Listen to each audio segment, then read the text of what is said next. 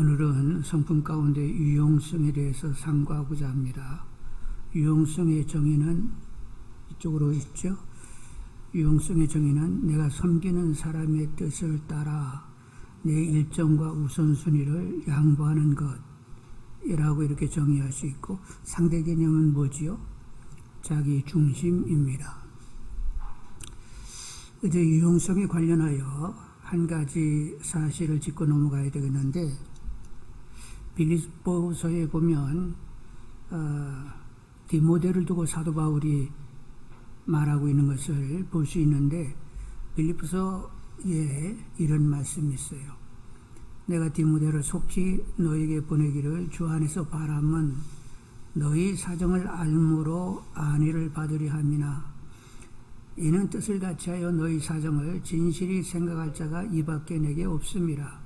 그들이 다 자기를 구하고 그리스도 예수의 일을 구하지 아니하되. 사도 바울이 이제 빌립보 교회의 사정을 알아보기 위하여 사람을 보내야 되겠는데 디모데를 보내겠다는 거예요.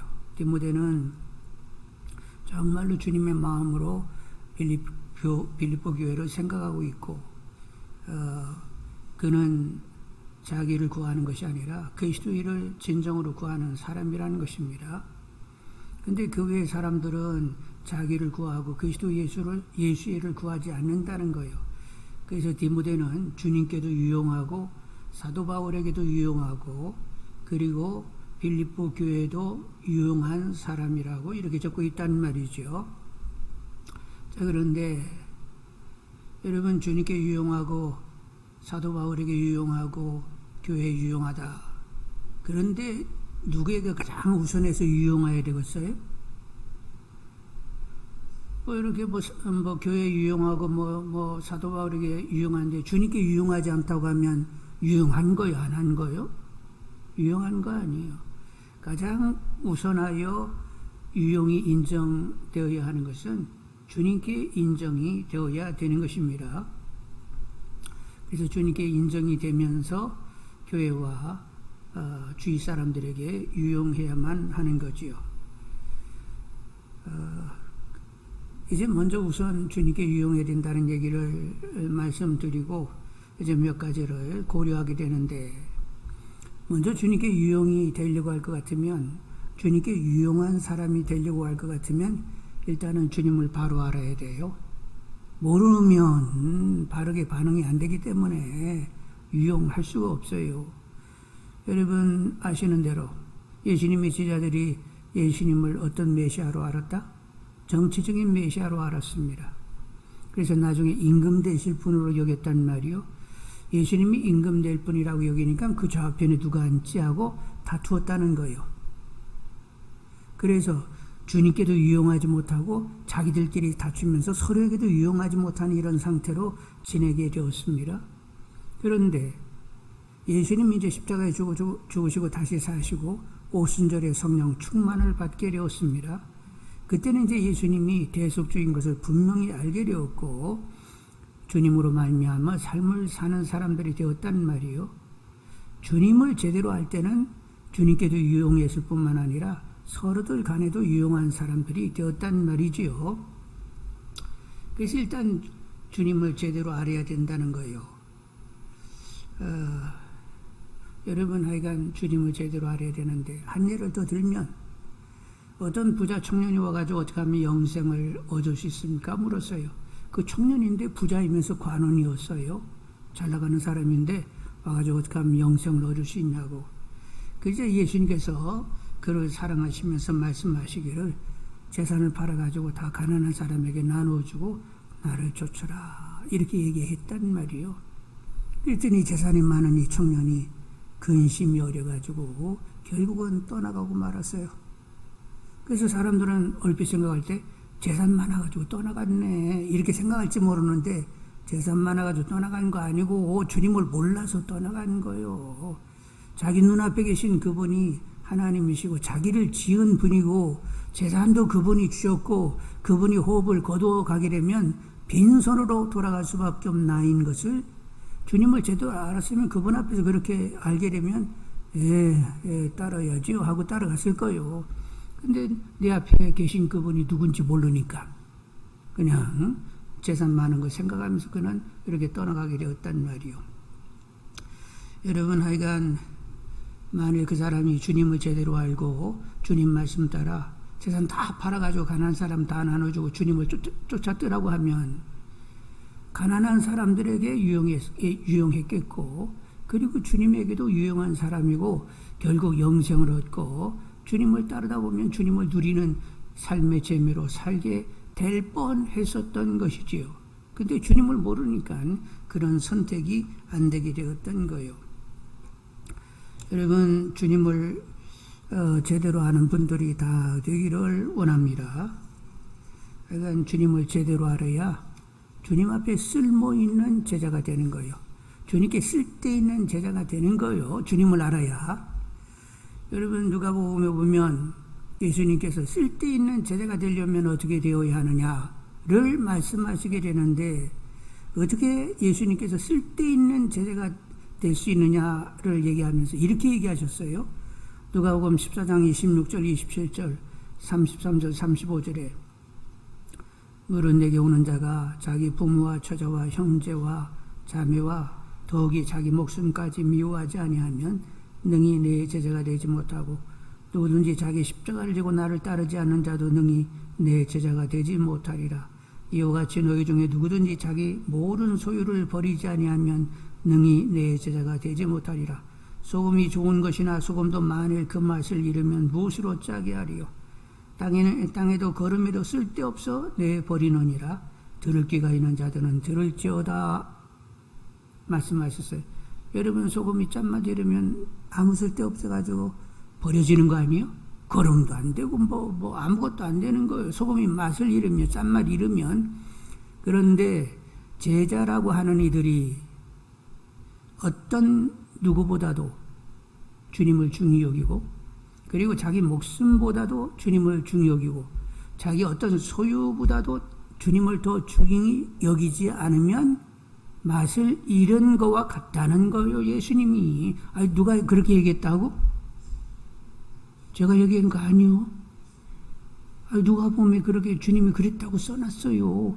그러니까 여러분, 쓸데있는 소금, 쓸데있는 제자 되려고 할 것 같으면 주님을 정확히 알고, 약간 어떤 관계보다도 내 목숨보다도 내 수요보다도 주님을 중히 여기는 분들이 되어야 된단 말이요. 아셨죠? 그런데 그냥 신앙생활에 우상 섬기듯이 이렇게 신앙생활하는 사람이 있어요. 하나님 잘 믿으면 뭐 재물이 많아져가지고 그럼 어떻게 하겠다는 거예요. 하나님과 재물을 겸하여 섬기는데, 이건 절에도 그냥 무당에도 가도 이렇게 비례적덕 잘하면 막 재산이 생기고, 그런 류의 신앙을 가져서는 안 된다는 거예요. 일단은 하여간 모든 것보다 하여간 하나님이, 주님이 중에 이루고 가야 된다는 거예요. 하여간 여러분, 이렇게 분명한 이런 태도가 있는 분들이 다 되기를 원합니다. 자, 그런데 여러분, 어떤 관계보다도 내 목숨보다도 어떤 수요보다도 주님을 귀중히 여긴다? 이렇게 되려고 하면 그분의 사랑이 다가와야 돼요? 안 다가와야 돼요? 그분 사랑 모르면 그런 결단이 일어날 수가 없지요. 근데 하여간 결단이 나야 되는데 주님의 사랑이 다가와야 된다는데, 주님의 대속의 사랑이 다가와야 되는 거예요. 죄된 혐오스러운 그저 진노의 대상을 뿌린 나를 위하여 주님이 십자가에서 물과 피를 흘리며 내 죄를 깨끗게 하기 위하여 그렇게 정말로 고통 중에 죽으셨다. 당신의 목숨보다도 나를 더 사랑해 주셨다. 이것이 확연히 다가와지는 분들이 되기를 원합니다. 그래서 주님이 목숨을 주셨다고? 그럼 나도 주님께 목숨을 드리는 것이 당연하잖아. 이렇게 가야 된단 말이요. 그래서 어떤 무엇보다도 주님을 귀중히 여길 수 있는 분들이 되셔야 됩니다. 이렇게 귀중히 여기는 사람들은 어떻게 될까요? 늘 주님 앞에 겸손하게 섬김의 도를 할 수가 있는 거지요. 이런 이야기가 있어요. 이런 일이 있었는데 제자들이 얘기하기를 예수님께, 예수님 믿음 좀 더해 주세요 하고 이렇게 말씀드렸더니 예수님께서 이런 말씀을 하시는 거예요. 얻은 종이 있는데 이제 아침에 밭에 나가서 밭 깔고 양들을 쳤어. 그리고 이제 저녁 때 이렇게 들어오게 되는데 주인이 얘기하기를 야 이제 때가 됐으니까 밥 좀 먹자. 그래가지고 이제 띠를 두르고 이렇게 음식을 장만해가지고 옆에 주인 옆에 서가지고 식사 잘 하실 수 있도록 이렇게 도움을 드렸어. 그렇다고 해가지고 주인이 야 수고했다 뭐 이런 얘기 한마디도 안 하는 거예요. 그런데 이제 그렇게 다 저녁까지 끝냈는데 그 종이 얘기하기를 뭐라고 얘기했다고? 나는 무익한 종이다. 나는 하야 할 일을 한 것뿐이라고 뇌여야 이 사람이 믿음이 있다는 거예요. 예수님이 얘기하시기를. 네? 그런데 어떻게 그 종은 그렇게 주인을 깍듯하게 섬기면서 주인이 뭐 수고했다 이런 사례도 없는데 그 일을 다 해놓고도 나는 무익한 종, 할 일을 한 것뿐이라고 이렇게 내일 수 있다라고 하면 주인과 무슨 관계여서 그렇게 된 거지? 이렇게 반문하게 되면 하여간 뭔가는 모르지만 주인에게 큰 은혜를 입은 거예요. 그래서 내가 평생 갚아도 갚을 수 없는 은혜를 내가 받았기 때문에 무슨 일을 해놓고는 끝머리는 나는 무익한 종이다. 그죠? 하야 할 일을 한 것뿐이라고 이렇게 내있는 사람, 요 사람이 믿음이 있다. 이렇게 예수님이 얘기했단 말이요. 그러니까 주님의 사랑이 크게 다가오게 되면 무슨 일을 해놓고도 나는 무익해. 그저 하야 할 일을 한 것뿐이요. 이렇게 내인다는 거요. 여러분 다 그렇게 사시는 거지? 주님께 유용한 분들이 다 되기를 원합니다. 주님께 유용한 제자가 쓸데있는 제자가 어떤 모습인가를 아는 분들이 다 되기를 원합니다. 뭐 해놓고는 막 어깨를 서서 흔들면서 내가 뭐 했는데 왜 이렇게 안 안아주는지 모르겠는데 뭘 했는데 하여간 주님의 사랑이 크게 다가오는 사람은 갚아도 다 갚을 수 없는 그 사랑 앞에 그저 겸손히 하야 일을 한 것뿐이지 이러고 이렇게 겸손하게 되게 된단 말이요. 이런 믿음들이 다 되시기를 원합니다. 그리고 이제 유용한 제자가 되려고 하면 주의 일은 누가 하신다? 주님이 하십니다. 우리는 성령 충만을 구하면서 내 안에 계신 주님의 인도 그리고 그분의 역사를 따라 이것도 하고 저것도 하게 되는 거예요. 내가 하는 것 아니고 누가 한다고? 내 안에 그분이 다 하시는 것입니다. 베드로 사도가 성령 충만하게 되었습니다. 그래서 이제 베드로 사도가 성령 충만하니까 주님이 말하게 하심 따라 메시지를 선포했더니 막 수천 명이 회심하고 돌아온 거예요. 주님이 했을까요? 베드로가 했을까요? 그래요? 그래서 베드로 그림자가 이렇게 덮이면 막 병들이 고쳐지고 막 귀신이 떠나가는 거요. 그럼 뭐 베드로 그림자에 영빨이 있어가지고 그렇게 된 거요. 주님이 그렇게 역사를 해가지고 그런 그림자만 덮여도 그런 일이 일어나게 된 거요. 주님이 하셨습니다. 분명한 것은 주님이 다 하셨어요. 그래서 베드로의 참 그 귀중함은 주님의 살아계심을 보이는 증거인의 삶을 살았다는 거요. 그 주님이 다 하셨어요. 주님이 주님의 일을 베드로 안에 오셔가지고 그 일을 다 하셔서 베드로의 가치는 주님의 살아계심, 그분이 역사하심을 보이는 증거인으로 살았다는 거요. 여러분 구약의 요셉을 보게 되면 보디발 장군 집에 있었는데 하나님이 요셉과 함께 해가지고 막 보디발 장군 집에 모든 일들이 잘 되는 거예요. 그래서 총무가 됐다는 것 아닙니까? 그래서 요셉이 막 부지런해가지고 이렇게 보디발 장군 집이 잘 됐다는 거예요. 하나님이 함께 하셔서 잘 되게 하셔서 잘 됐다는 거예요. 그리고 잘 되게 하셔서 잘 되겠다는 것을 누구도 봤다고? 보디발 장군도 보고 와우, 요셉이 하나님이 참 대단하시구만. 그런 하나님을 모신 요셉을 가정 총무시켜야 되겠구만. 그래서 그냥 모든 걸 싹 그냥 다 맡겠다는 거라니요. 여러분, 그렇게 되려고 하면 우리가 이제 그렇게 이제 주님이 나를 통하여 일하심을 확실히 보이려고 하면 내가 더러운 그릇이어야 돼요? 깨끗한 그릇이어야 돼요? 집에 보면 여러 그릇이 있습니다. 근 그릇도 있고 은 그릇도 있고 질 그릇도 있고 나무 그릇도 있는데, 그런데 무슨 그릇이 쓰임 받는다고? 아니, 재질은 어떻게 생겼든지 그건 상관없고 깨끗하면 쓰여지게 된다는 거요. 그러니까 우리는 나를 깨끗게 하시고 써주시라고 기도하는 분들이 다 되기를 원합니다. 깨끗게 하고 나를 써달라고 하면 하나님은 기본 어떻게 역사하냐면 말씀과 기도에 창념케 하세요. 말씀과 기도로 거룩하여진다고 말씀 기도의 경건에 창념케 하십니다. 그러면서 사람을 깨끗게 만들어 놓으시면서 그리고는 결국 이렇게 써주시게 되는 거지요. 그래서 유용한 주님의 사람이 되는 것입니다. 그래서 여러분, 우리는 자랑할 게 아무것도 없는 거예요. 근데 어떤 사람 얘기하기를, 그래도 깨끗게 해서 써달라고 기도했으니까 그런 일이 일어나지 않았겠어요? 또 이렇게 얘기할지 모르겠는데, 정말로 빛발을 알게 하시는 분이 누구라고? 성령이세요. 성령. 또 그렇게 빛발을 알게 하는 기도를 많이 했다고 하면 내가 한 것이 아니라니까.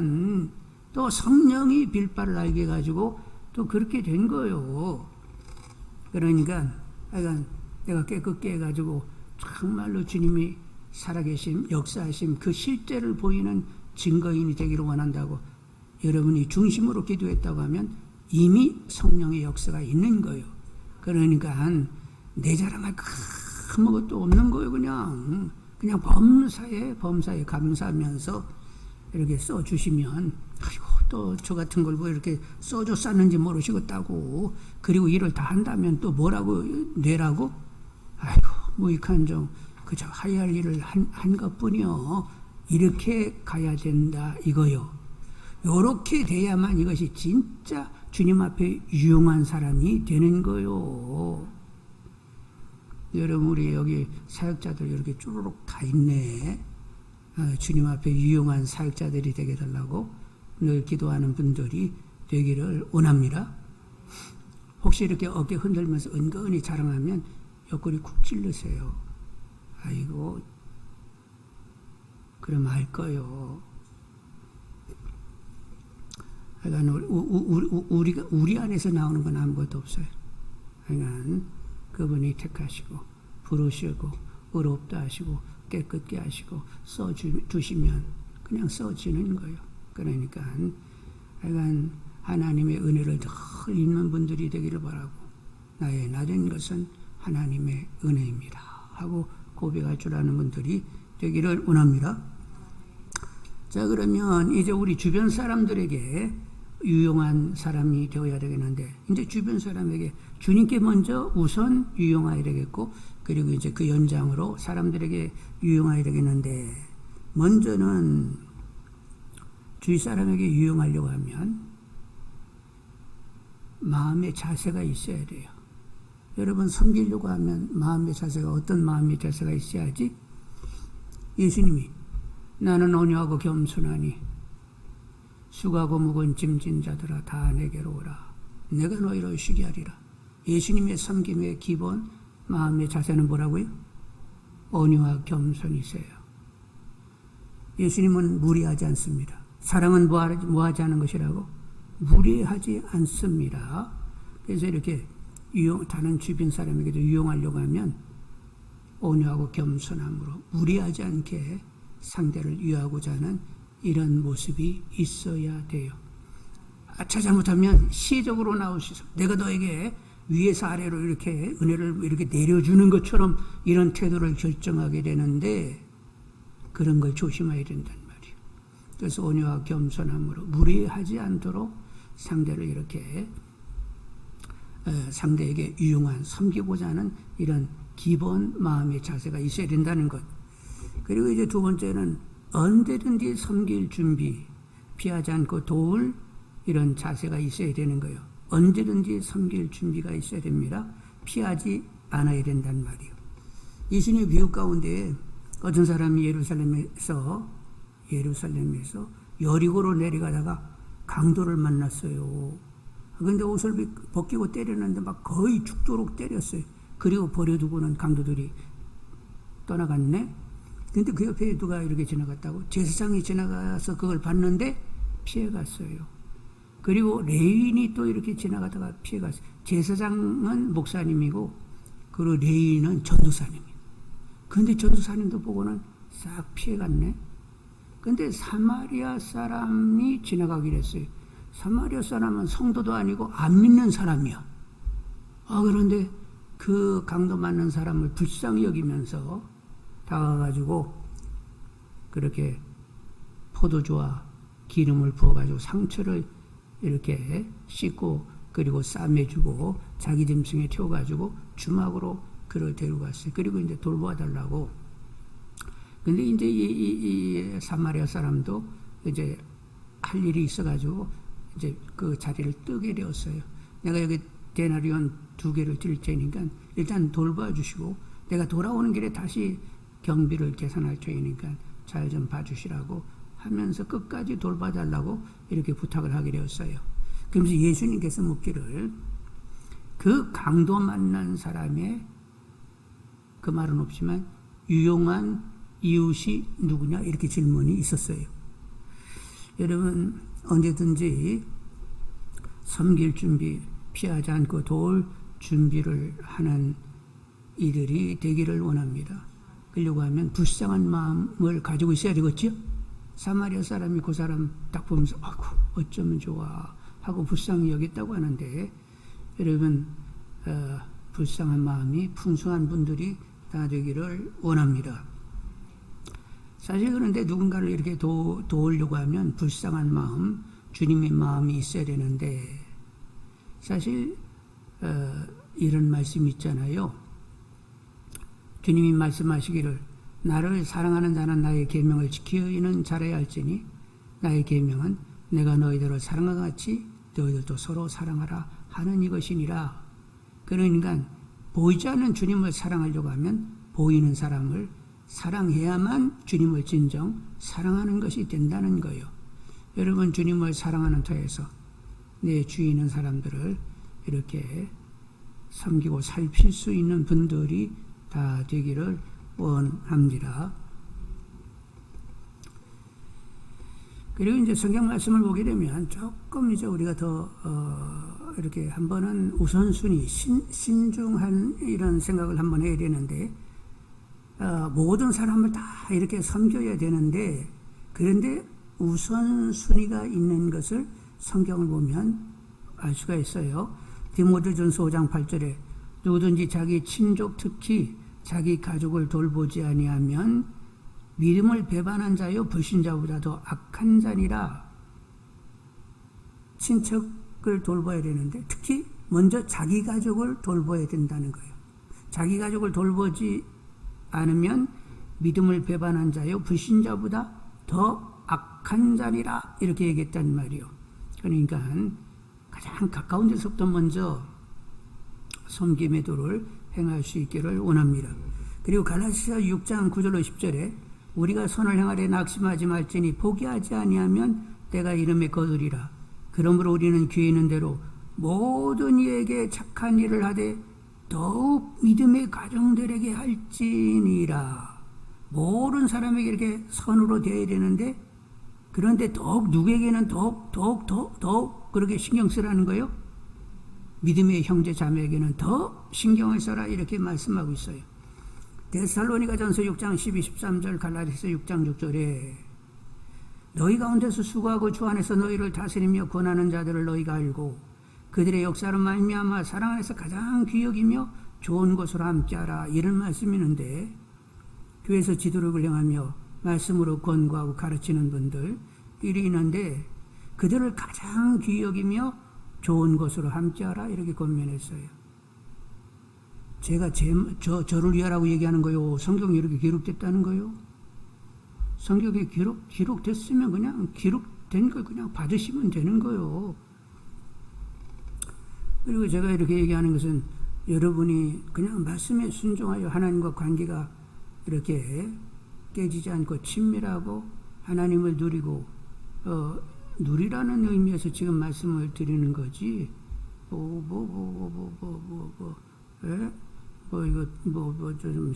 여러분 나 좀 신경 쓰세요. 이런 류는 아니에요.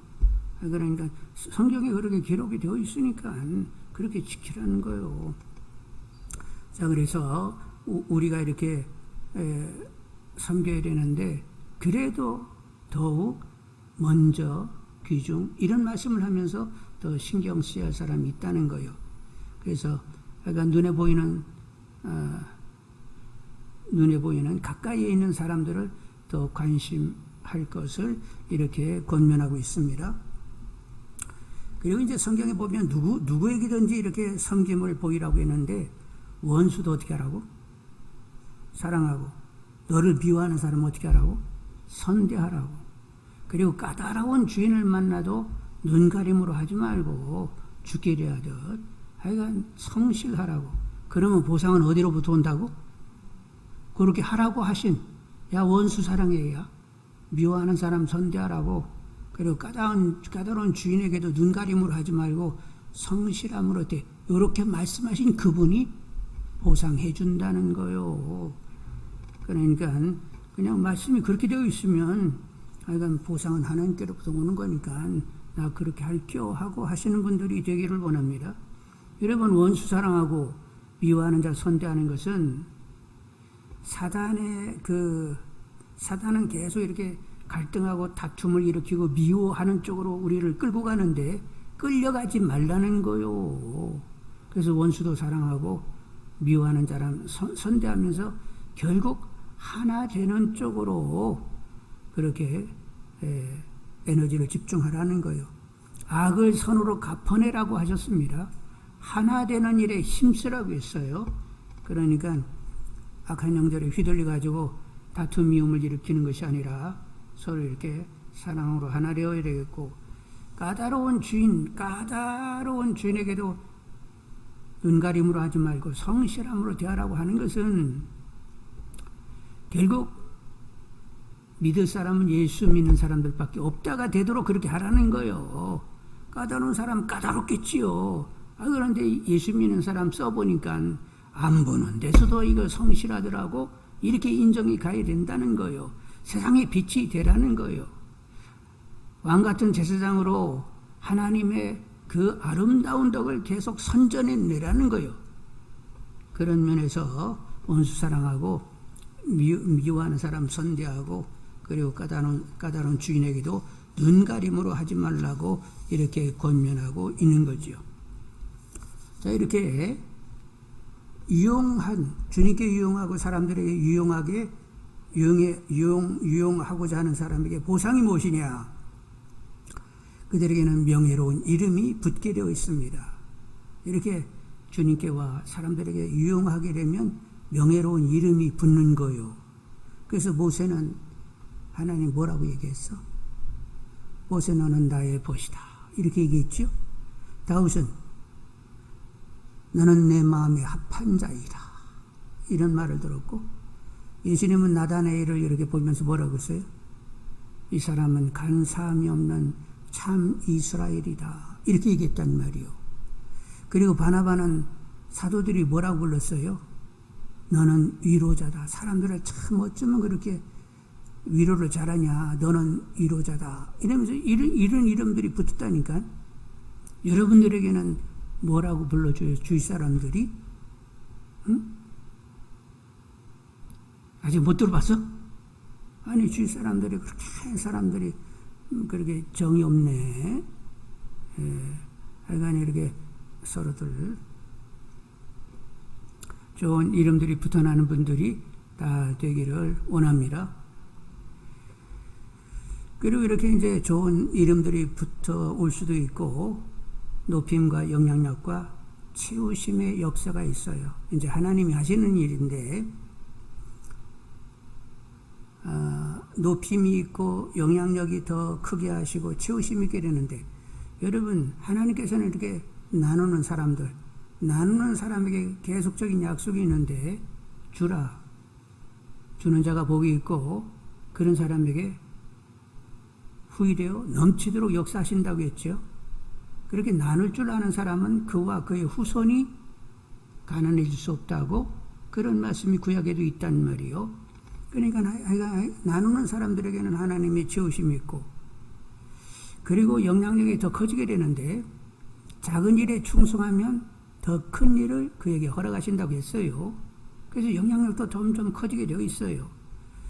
여러분 요셉이 이제 보디발 장군 집에 가지고 거기서 종살이를 했는데 근데 무고하게 감옥에 가잖아요. 글쎄 보디발 장군 아내를 유혹하지도 않았는데 유혹했다고 해가지고 무고하게 감옥에 갇히게 되었습니다. 근데 하여간 요셉은 그 보디발 장군 집에 아주 성실했어요. 그래서 나중에 어떻게 됐죠? 애굽의 총리가 됐습니다. 보디발 장군보다도 더 높게 됐어요. 북의 영화 보디발보다도 훨씬 더 누리게 되었단 말이에요. 그래서 하나님이 하시고자 하면 그렇게 되는 줄 압니다. 그러면 이제 또 이런 질문이 있을 수 있는데 아니 우리 믿음 좋은 조상님들 가운데는 이 땅에서 아무것도 얻지 못하고 그냥 가난하다가 나중에는 막 순교당했는데 그분들은 어떻게 된대요? 어떻게 되긴 그렇게 어려움을 다 당하고 믿음을 지켰으니까 천국에 들어가서 위상이 더 훨씬 높게 이렇게 대우를 받겠지요? 그리고 훨씬 하나님이 더 크게 누리게 하시는 줄 압니다. 그래서 우리는 주님을 주님으로 제대로 알고 그분 앞에 유용한 이들이 다 되어야 되겠습니다.